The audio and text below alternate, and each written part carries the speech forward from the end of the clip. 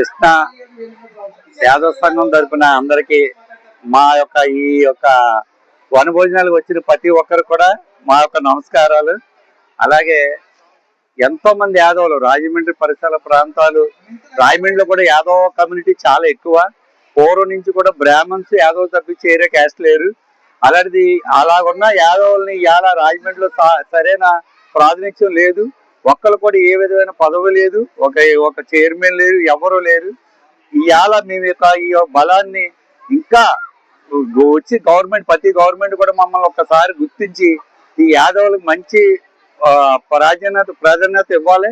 మంచిగా అందరినీ కూడా ఎవరైతే మంచి వ్యక్తులు ఉన్నారో, ఎందుకంటే యాదవ్ అన్న వ్యక్తి ప్రతి ఒక్కరికి నమ్మకస్తుడు, నమ్మకంగా కూడా ఉంటారన్నమాట.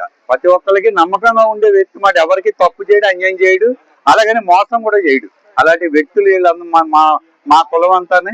అందుకని మా యాదవులను గుర్తిస్తారని ప్రతి పార్టీ కూడా యాదవులకి సరైన టికెట్ గాని ఇవ్వకపోతే రేపొద్దున్న ఫర్దర్ గా వచ్చే ఎలక్షన్ లో చాలా గట్టిగా పోరాడతామని మనస్ఫూర్తిగా కోరుకుంటూ సెలవు తీసుకుంటున్నాను.